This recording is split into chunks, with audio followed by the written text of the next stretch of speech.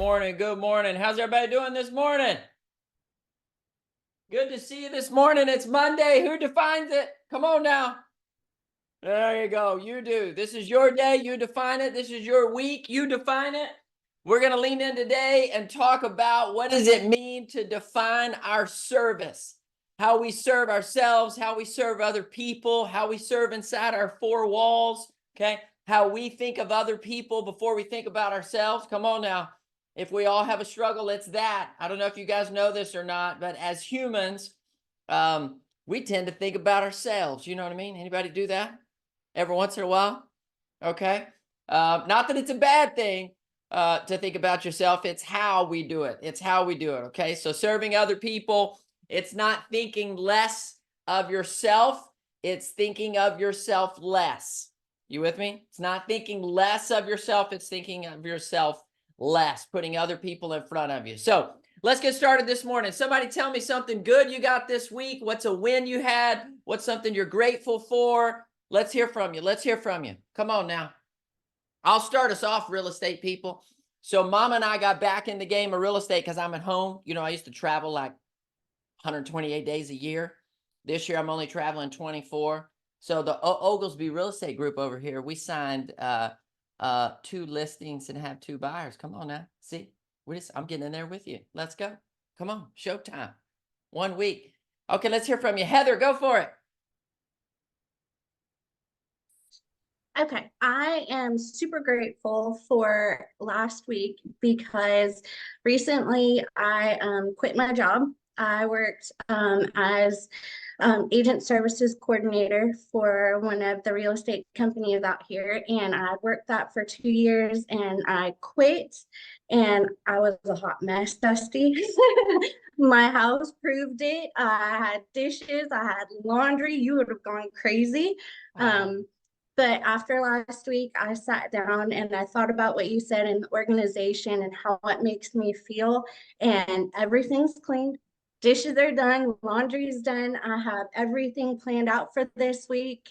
And I also got a text message over the weekend that one of the referrals that I sent out, actually, he came back and said that he got the listing agreement signed and he wanted to offer me 30% instead of 25 because he was so appreciative of me.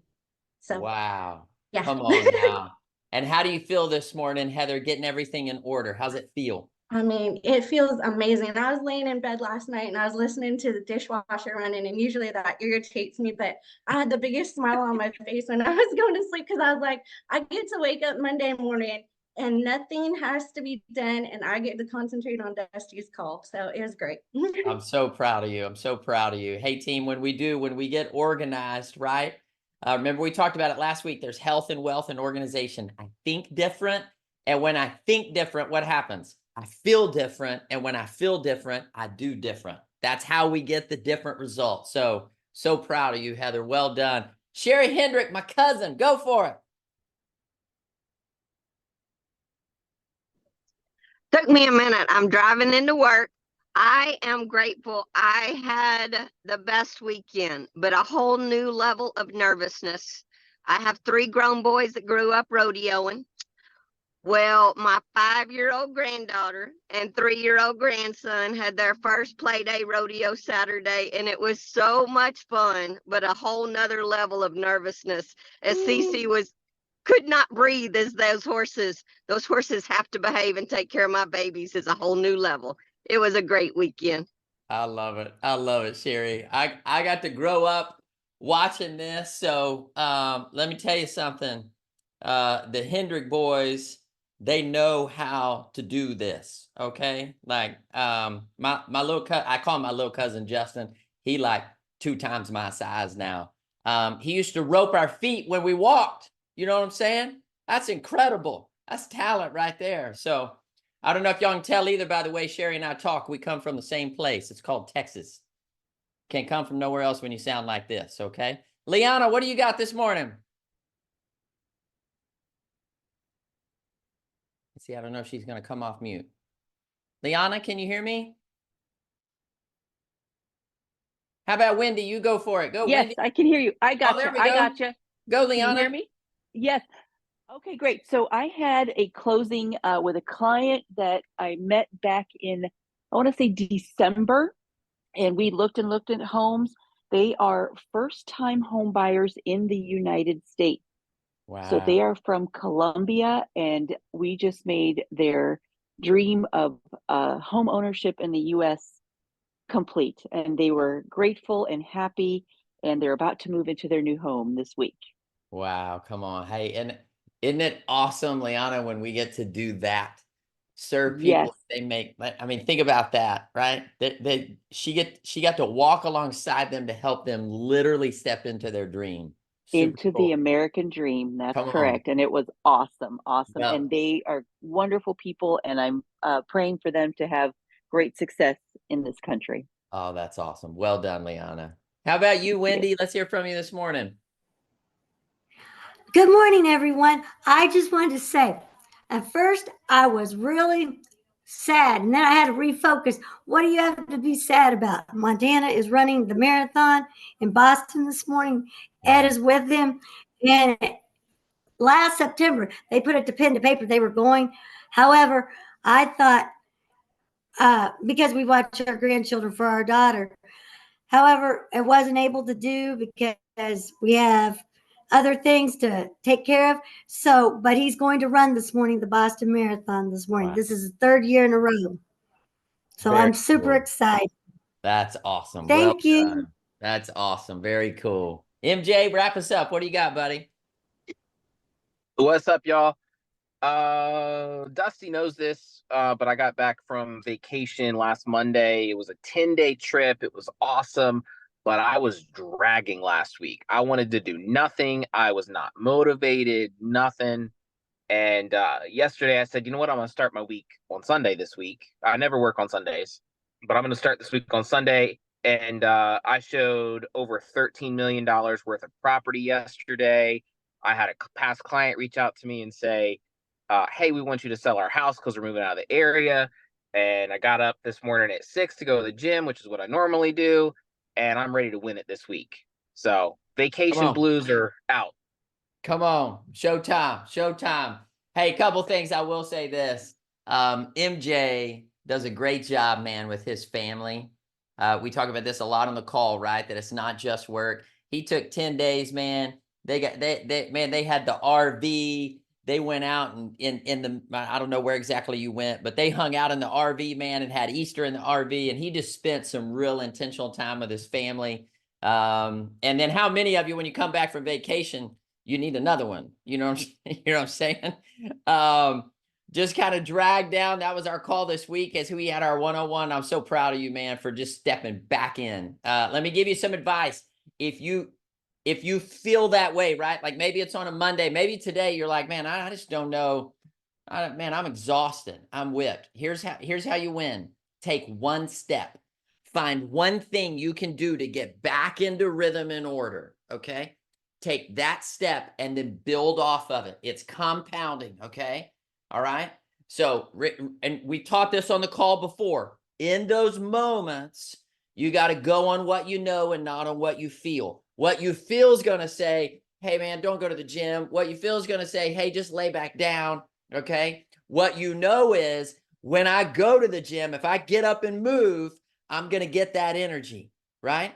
If I get up and make one phone call, it'll get you past that fear. Okay. It'll get you past that fear. So we've got to make one move forward. All right. So, hey, great job. We're going to dive in and get started today. And here's what we're talking about today. We're talking about what is defined service. How do you and I, well, let me ask you, how do you define service? Somebody tell me. There is no wrong answer here, but how do you define service and serving people well? Somebody throw me an answer. Ron Holmes, go for it, buddy. I think service is when you create an experience that develops value, that creates loyalty. Come on now, y'all need to write that down. You create an experience, okay, that shows value and creates loyalty. Come on now. I love that. Well said, Ryan Holmes. Rhett Campbell, what do you got, buddy? What does defined service mean?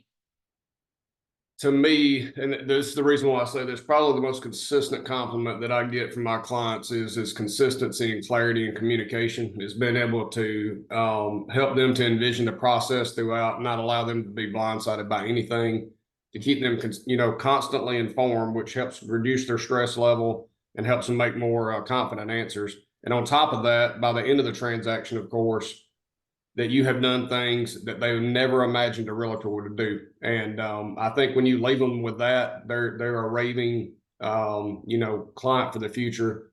It's happened to me multiple times. And I think when you not only talk it, but when you physically show it to them that you're compassionate and you care about them, they'll be a client for life.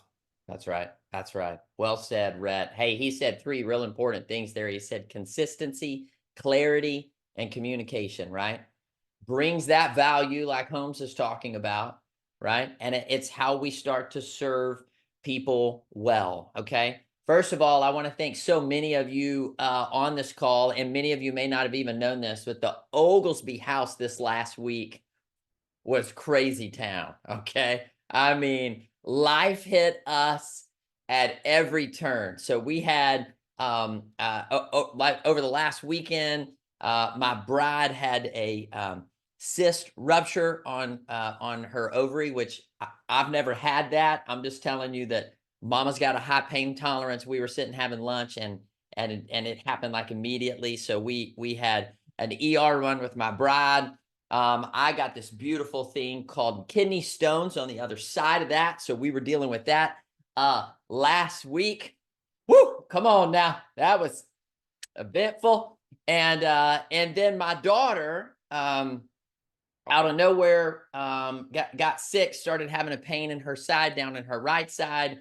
That turned into us taking a trip to the ER with her on, I don't even remember my days. I think it was Monday, I think is when we went there. We ended up having an appendectomy with her at Children's. And so I mean, like crazy, okay? The reason I want to bring that up is for a few things. Number one, so many of you served us well by simply just reaching out and your words, right? Did you know that you can just serve people with your words? By just saying, hey, just want you to know we're thinking about you, we're praying for you, whatever it is, right? Just words, text messages coming through. I had people call and leave us voicemails that honestly I didn't even listen to until this weekend, right? Because you ever been in the middle of crisis, right? Like things were moving 90 miles an hour. And so just to have, when it slowed down, to listen to the voicemails, to see the text messages, all of this goes into serving people well. And I want to tell you that we got served very, very well by our community of people who just leaned in and loved us well. Our market center bringing food to us and people showing up, and so it was super awesome. And I know, hey, so everybody hear me. I know that like appendectomies are like a normal thing these days. Okay, like they told us at the hospital, they were like, we do like 5 of these a day, about 1,600 a year. So everybody was good, but I will tell you, this is the first time this has happened for me as a dad. It's the first time that things were like totally out of control with my daughter. All right. So I was good until they went past the door where I could no longer go anymore. You guys ever had that? And my dad heart and mama's mama heart like hit the ground, man. And so I'm going to talk a little bit today. The reason we're talking about service today is because this week I got a front row seat to what that looks like from many of you, from people in our family, all the above, and especially the people at Children's Hospital. But let's talk a little bit about today what it means to serve well. The first thing I want to talk to you about is this. If you're going to serve other people well, you have to serve you well first. I want you to write that down. If you're going to serve other people well, you've got to make sure that you serve you well first. Here's what I mean by that. Okay. I write this down. I can't give what I don't have. You with me? If I'm already on empty, okay, and I'm exhausted and I got nothing left, then I'm going to have a very difficult time showing up and giving to others. You tracking with me on this? So I want to ask you a couple questions today for you to think about today as you go through this week, as you go through this month. Defined service starts with you serving yourself well. So I want to ask you today on a 1 to 10, 10 being the best, how well are you serving you? Here's some questions you can ask yourself. Okay, here's the first one. How are you honoring time for you? For you. Okay. We have a challenge to honoring time, period. But how are you honoring time for you? What I mean by that is, when's the last time you did something just for you to fill yourself back up? You with me on this? Like what is it that brings you joy, that fills you, that motivates you, that moves you? When's the last time you set aside time for you? Okay. I think a lot of times in service, we think it means it's this constant pouring out. And what happens is, if you are constantly pouring out and you are never taking the time to fill back up your level of service to you, you're going to run out of energy. You're going to get exhausted, and you will actually get resentful. Okay. You'll get resentful of the people around you, of serving. You'll start saying things like, well, nobody's doing anything for me. I'm not going to do anything for everybody else. Right. So so all of a sudden we go from service minded to selfish minded. Okay. It is not selfish for you to serve you well. So I want you to ask, when's the last time you honored your time and did something just for you? Okay. Here's my next question.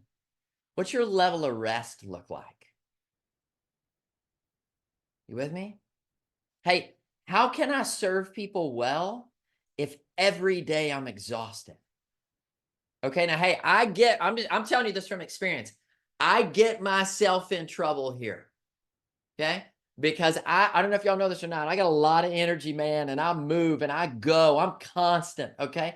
And I literally, my bride will have to tell me, like, Dusty, like, lay down, bro. Slow down. Okay. They will be okay. All right. We will be okay.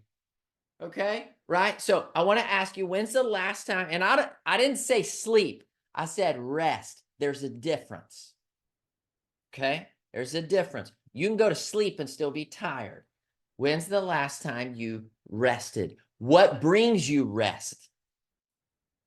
Okay. What brings you rest? What brings you calm? Okay. Let me ask you this. How are you serving your own heart?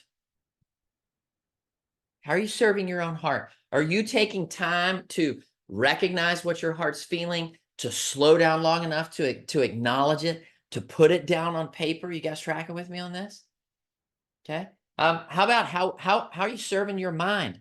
Here's what I'm asking when I say, how are you serving your mind? What are you putting into your mind? Because here's what I know. Whatever you put into it is what you're going to get out of it. It's what's going to come out of it. You tracking with me on this? So are you taking time to serve you well? Are you reading? Are you studying? Are you resting? Are you doing things that bring joy to you? Okay. You and I cannot give what we do not have. That's where it starts. Okay. If we exhaust ourselves to a point where we've got nothing left, can I tell you something? You're not serving you well, and I can promise you, you're not going to serve other people well. Okay? Because you don't have anything inside of you. All right?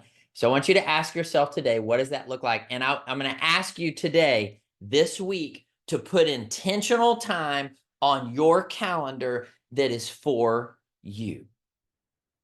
What moves you, what stirs you, what drives you. Okay. So for me, a lot of that time is early in the morning before my home is even woken up. Okay. Because I don't know what it's like in your house, but we've got 2 kids, 3 dogs, and we homeschool. All right. And I start coaching calls typically every morning around 7 or 7:30. Okay. If I don't take time before that, once my kids and dogs get up, I've lost. It's over. Okay. Like there is no, I don't get to come in and be like, hey, everybody, I just want a break. Can everybody just go to your corners and your room? Like, I just need, give me a little time. Okay. You guys with me on this? So you've got to figure out what is that time. For me, it's Friday afternoon on the golf course. All right. That's a non-negotiable for me. It's time. Time where I don't answer the phone. I don't answer text. I just get time. Okay. What does it look like for you? I want you to intentionally put it on your calendar, even if it's 30 minutes a day, something to serve you well. Okay. The other thing I'm going to ask you to do is make sure that you are very intentional with that time. Okay. Have your book ready to read. Have your journal ready. Okay. And we're gonna pause right now. We're gonna do it like we do every single time. This is the reason we do our journaling each and every single week is because it allows you time to slow down. I think this is probably some of you the only time you slow down all week. Okay. Right. So we're going to take a few minutes like we do every week. I want you to take a few minutes. I want you to focus on you. I want you to ask yourself those questions that I just said. How are you serving your heart well? How are you serving your mind well? Okay. Where are you getting rest? How are you going to make those adjustments? You and I can't give what we don't have. So let's take a minute. We're going to journal just for a minute, then we'll circle right back up. Okay. Here we go.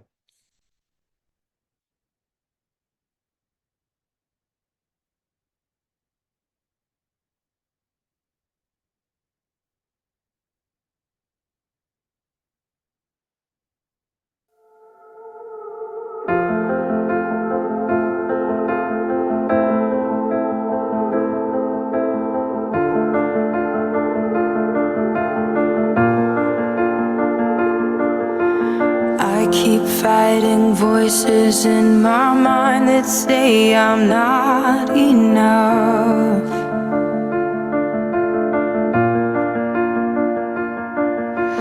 Every single lie that tells me I will never measure up.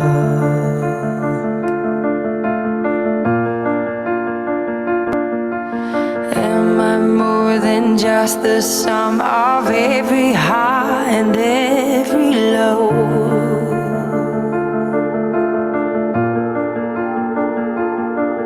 Remind me once again just who I am, because I need to know. Ooh, oh, you say I'm loved when I can't feel a thing. You say I'm strong when I think I'm weak. And you say I'm held when I am falling short. And when I don't belong, oh, you say I'm yours. And I believe, oh, I believe what you say of me. I believe the only thing that matters now is everything you think of me.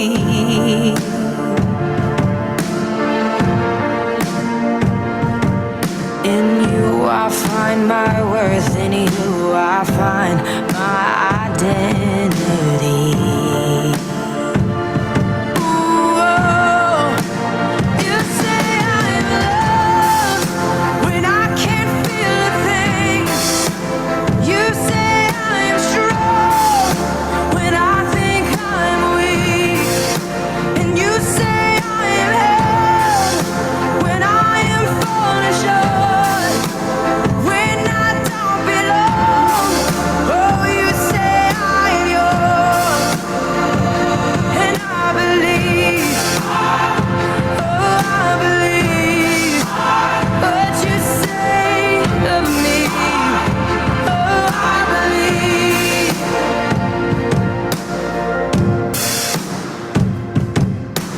Taking all I have and now I'm laying it at your feet.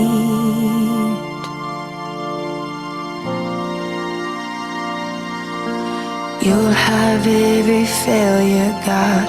You'll have every victory. Oh, you say I'm loved when I can't feel a thing. You say I am strong when I think I am weak. You say I am held when I am falling short, when I don't belong. Oh, you say I'm yours, and I believe, oh, I believe what you say of me. I believe, oh, I believe, yes, I believe what you say of me. I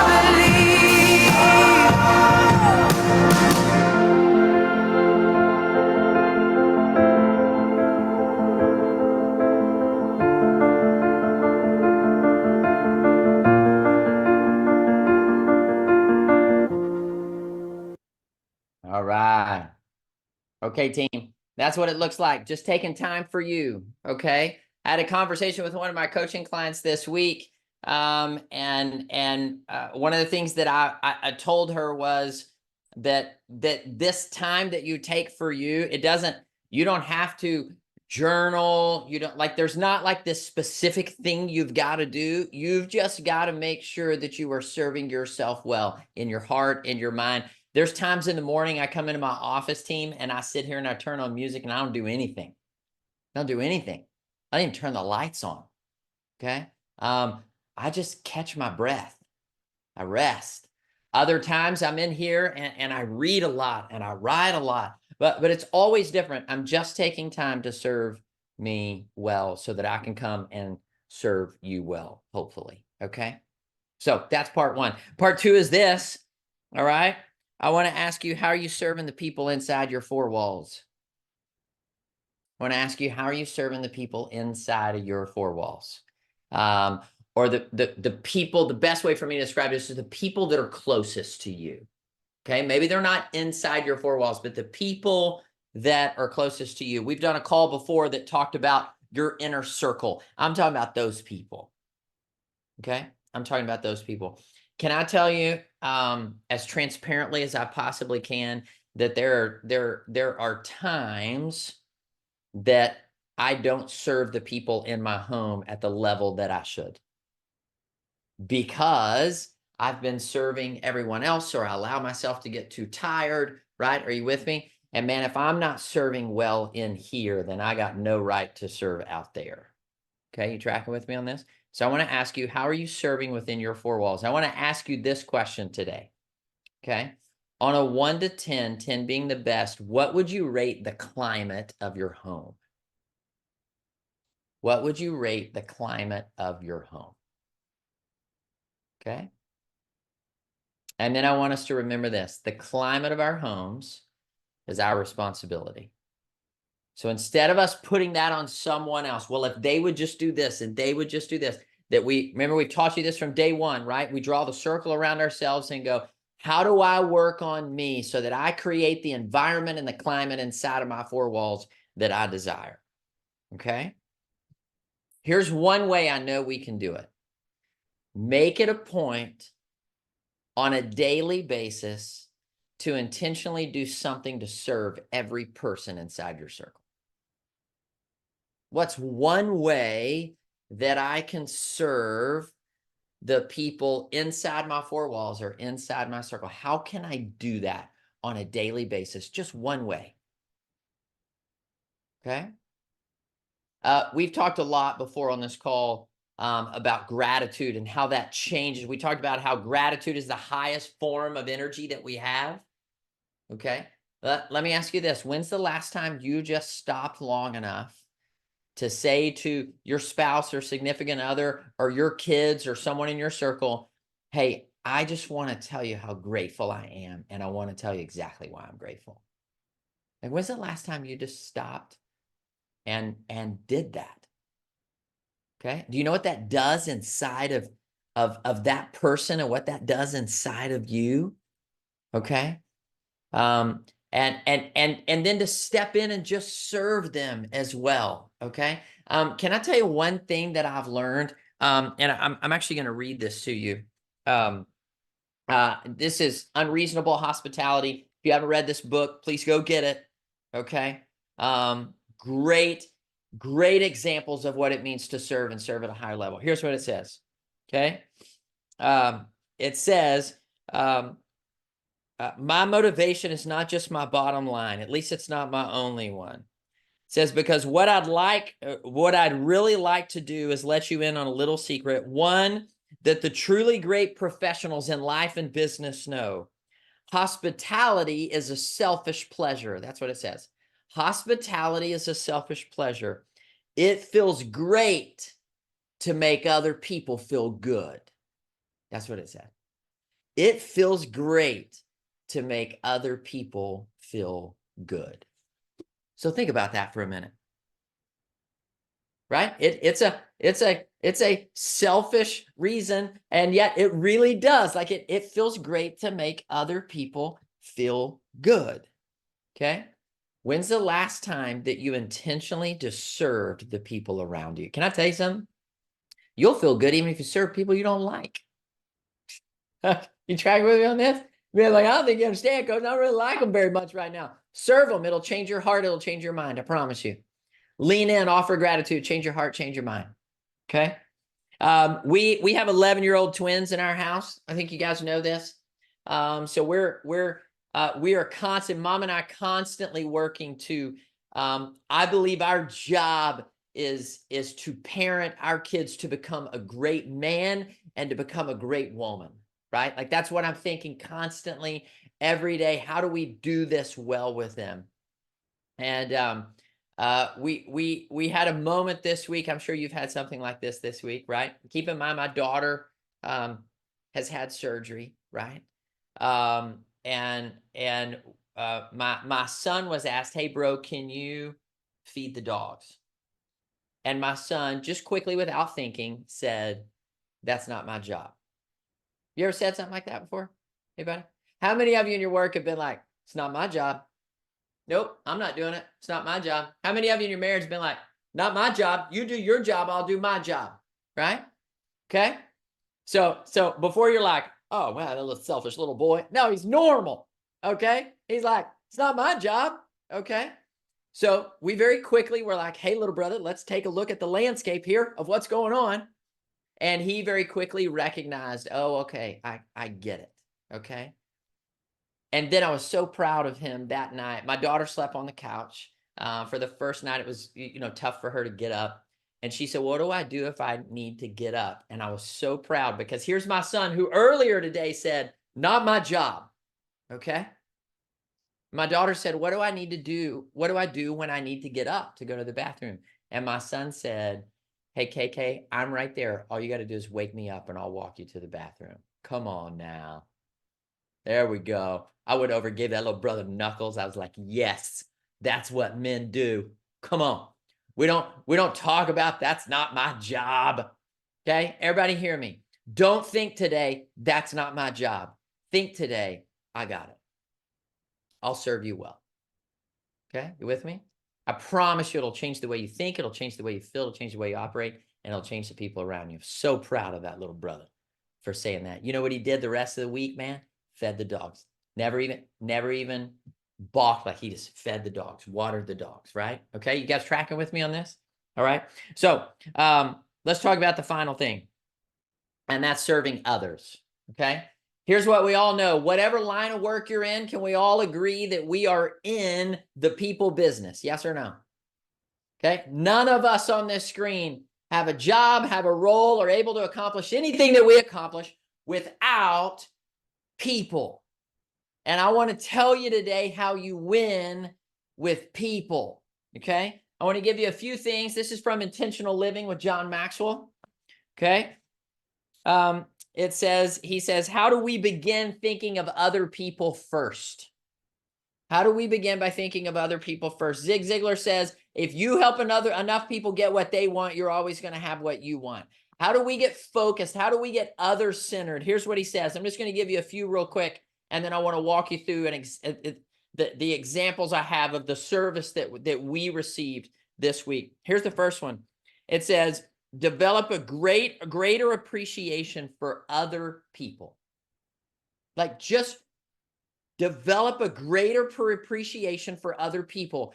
Inside your home, this would look like start focusing on the things you love about people instead of the things you don't like about people.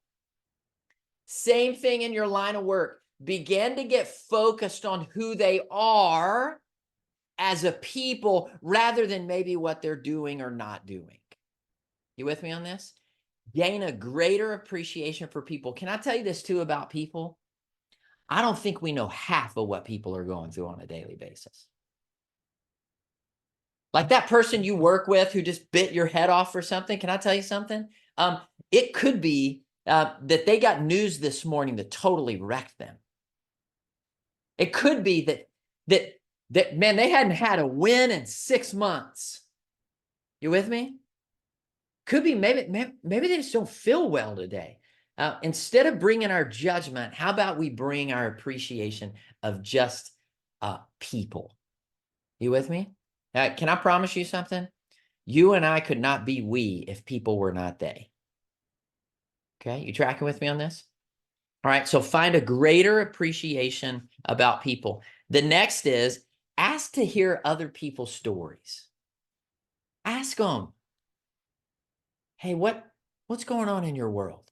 Like, instead of just passing them, like literally ask a question.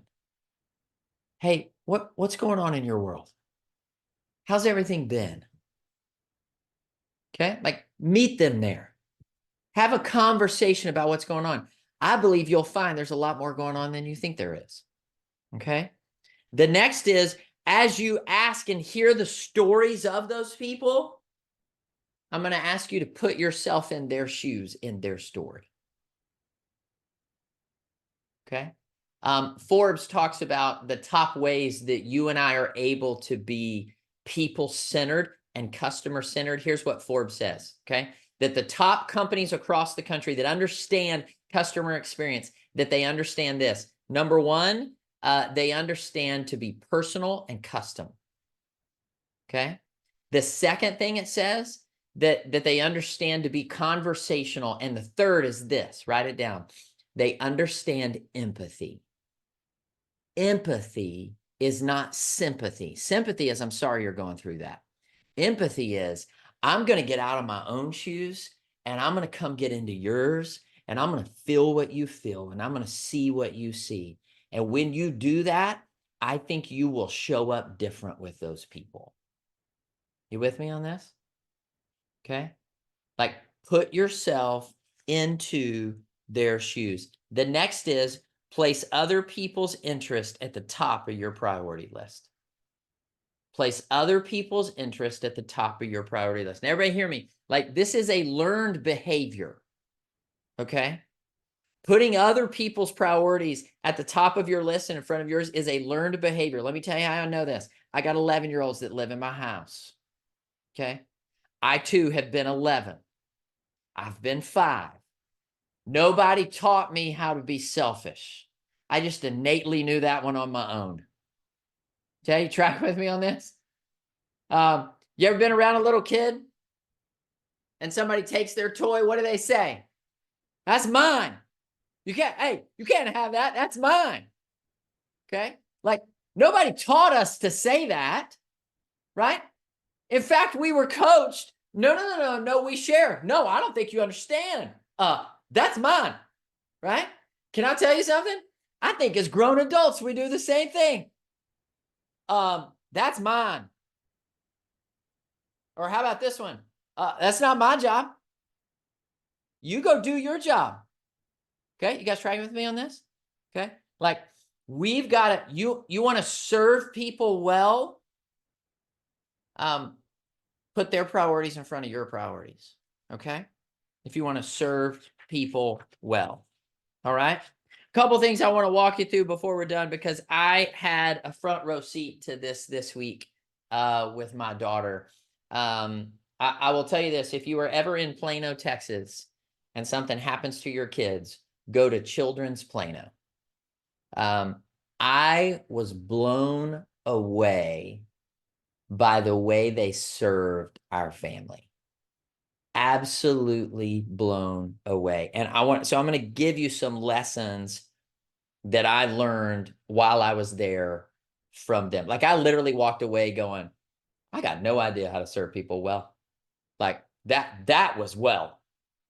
Let me just give you a few examples of what they did to serve our family well. Okay, so first of all, my daughter is terrified of needles. Okay, like I'm talking like panic. All right. A shot, she's terrified. So can you imagine if that causes tears? Like when we go to get a shot, I mean, this is a 30 to 45 minute ordeal. She's terrified of them. Okay. When you go to the hospital, you have to get an IV. Like they put that needle in you and it stays. You understand what I'm saying? Okay. So right off the bat, we told the nurse, hey, that like we don't do well here. Can I tell you that nurse came in and met my daughter where she was, sat down on the bed next to her, walked her through everything that she was going to do, asked her, do you have any questions? They had this spray, this cold numbing spray. She said, would you like to use that? She said, you won't even be able to feel it. She said, here, I'll spray it on your arm so you can kind of feel what it's going to be like. I mean, like literally just put herself into my daughter's shoes. All right. And on the very first try, with some tears, okay, they were able to accomplish that because she literally walked through the process, made my daughter comfortable with everything that was coming. Okay, that's what she did. She just served her really well. And that was actually the worst part. My daughter wasn't afraid of surgery. Okay. She was like, I mean, she was nervous, but she just wanted this part over with. Okay. She just wanted this part over with. All right. But she had empathy. All right. And she explained the whole process. Instead of being fast and in a hurry, she just slowed down, walked us through the process. So let me just pause for a second. And I want all my real estate people on the call right now. I know that everybody is panicked about NAR and what are we going to do and how are we going to do it? And this changes everything. Can I tell you something? I believe it provides us the opportunity to serve our people really well. That's what I believe. I believe we don't have anything to panic about unless you choose to panic. Okay? I believe when you walk in with a buyer and you sit down and you explain everything to them and you walk them through the process, they're going to see the immense value that you bring, and it's going to be an easy conversation. You tracking with me on this? That's what she did. That's what she did. A very difficult spot, and she made it very, very clean and very, very clear. She just did her job really well. Hey, real estate agents, go serve people well. Okay? Price is only an issue in the absence of value. That's it. Like you show massive value, okay? The price is not an issue. Okay? You tell you how I know that? I've never asked Chick-fil-A for a discount when I go order my number one with a large fry and a large sweet tea. Never. Value. They got value. Okay? Never ask them for never. Okay? So, few things. Here's what happened once we got the IV, we got into our room. By the time we got into our room, all right, you guys know what it's like at a hospital, right? Okay, we got there at like 3 p.m. By the time we got into our room, it was 12:30. Everybody's exhausted. I'm staying up there with my daughter. Mama goes home to be with our son. And this nurse comes in, and let me tell you the first thing that she did as she walked in. She completely calmed my daughter. 100%. And can I tell you what else she did? She completely calmed me. Like I knew, hey, we're in good hands. She came in. Here's what she did. Okay. I want you to write this down. Find out what serves them.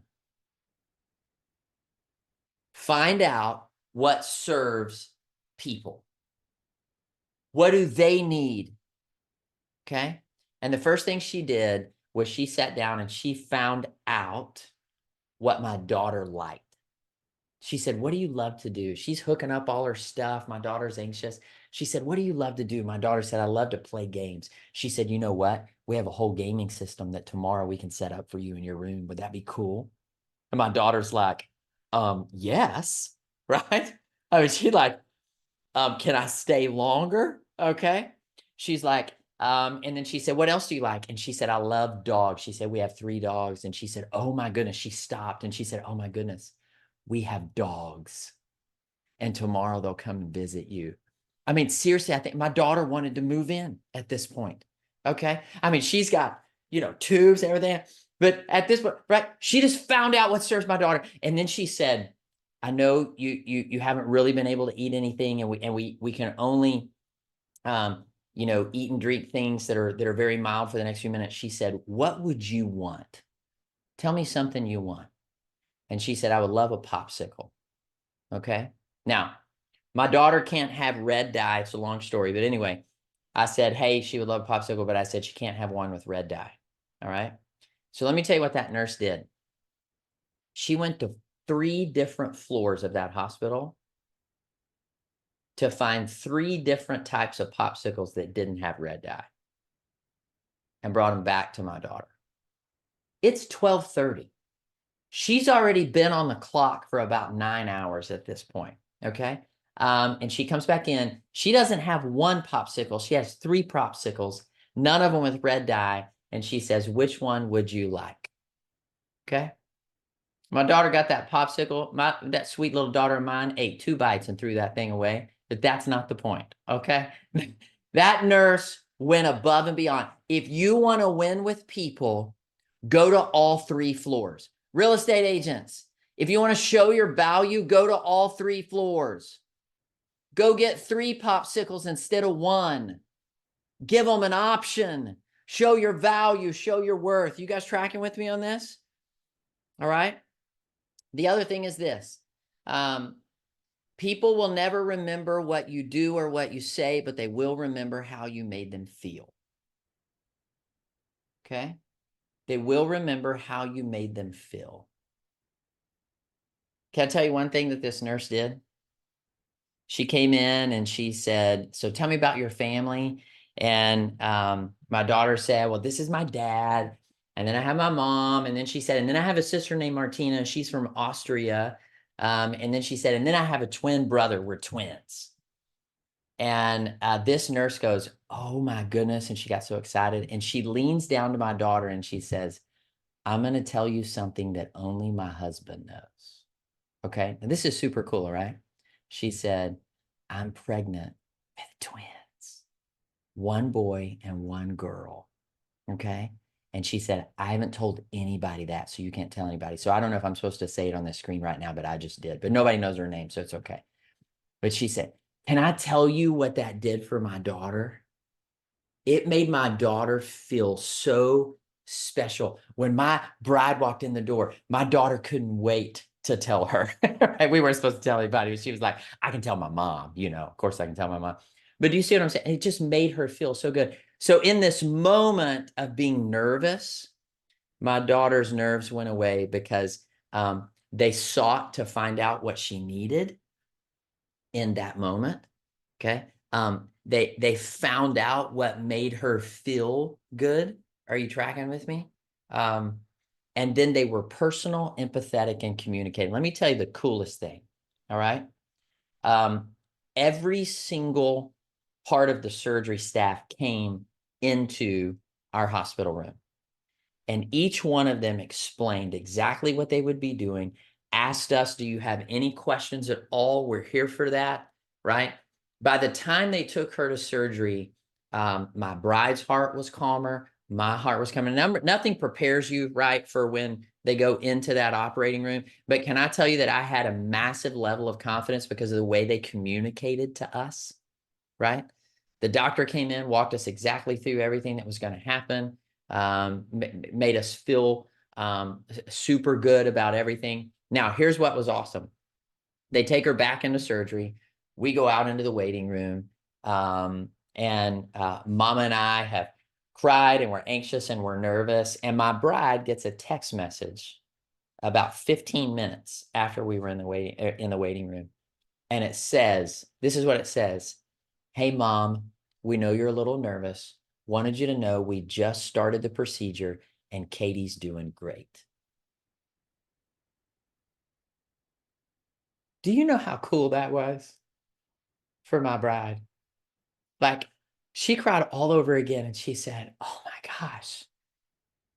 Because it helped her know that they knew, hey, we know you're nervous. We know this is your little girl and we want you to know we got her. Okay. About 15 minutes later, she gets another text message that says, we're about halfway through the procedure, Mom. And she's nailing it like a champ. Like this was the text message. Okay. Like personal, custom to my bride about our daughter. Do you know what that did to calm?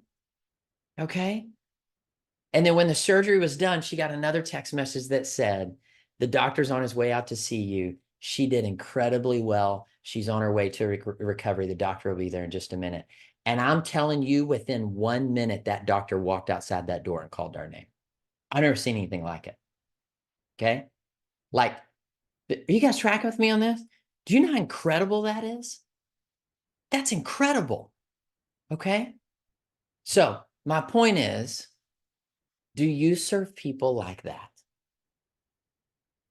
Do you serve people like that? Okay. Here's what I know. Whatever line of work you're in, anybody can do it. Does that make sense? Okay. Hey, realtors, anybody can be a realtor. Anybody can do a job, but it doesn't mean that anybody can do it well. Okay.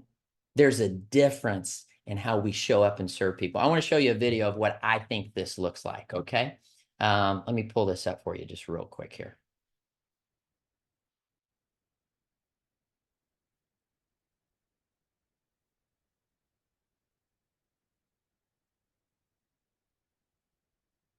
The guy that was taking the video, is that your dad? Yes. Do you love him? Yeah. Why could I not love him? Let me ask you something. Is that him over there? In the corner? In the corner? Yeah. Yeah, that's him. So you have a really nice father and you love him. Not a father, but the dad. There is a direct, distinct difference. Anybody can be a father. It takes a special man to be a dad.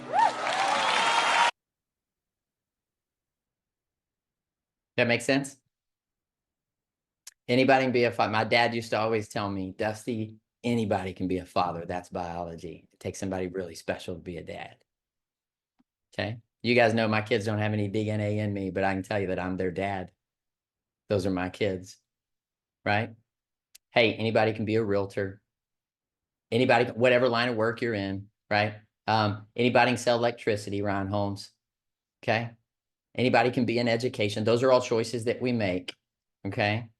But you get the opportunity to serve people at a level that takes you from what you, from a title to what you actually are and how you actually serve people. Make sense to everybody? Tracking with me on that? Okay, I didn't leave much time for ahas. We've got like 1 minute. But let me hear what you got. Anybody got an aha or two from today? Serving people well. Define service. Let's hear from you. Made myself cry over here. Good grief. Rhett, what do you got, buddy? You reminded me today that, when we started off talking, I talked about the consistent clarity and communication. One of the biggest reasons why for that is if that was my child, and I've been through situations similar to that, obviously my prior profession, I've been in some horrific situations sometimes and delivered some horrible news. In the world of real estate itself, I think in serving others well, and when I train other people, I want them to understand that everybody likes good news. Nobody likes bad news, and everybody hates the unknown. So when we consistently communicate with them and remove the unknowns out of the way and people know what to expect, just like they did for you in that hospital, and they remove those unknowns and know what to expect. That kind of gives comfort to your heart, soul, and spirit. And I know that you cannot go wrong doing that. That's right. Well said, Rhett. That's right. Well said. Well said. Sherry Hendrick. So Dusty, I am on day 5 of 19 of the lovely STAR test, which is my life. But you reminded me today that God put me here for a reason. We have rules and regulations we have to follow, but I also have about 13,000 students that will take that test over these 19 days. And as district testing coordinator, I get to serve them and make sure their environment is one that they can be successful in. And it's not about that stupid STAR test. It's about that child's social, emotional needs in that setting. And I have control of that. Yes, you do, Sherry. Come on now. How about that? Serving 13,000 of our kids, huh? Come on now. Hey, I love you. Bless you. Make it a point today to serve somebody well. Okay? Make it a point. Be intentional about it. Serve somebody well. And start that by serving you well. Okay? Bless you guys. Take care. We'll see you next week. Next week, we're talking about defined words. Defined words. Get ready for that. Come on now. Y'all take care. We'll see you next week. Bye-bye.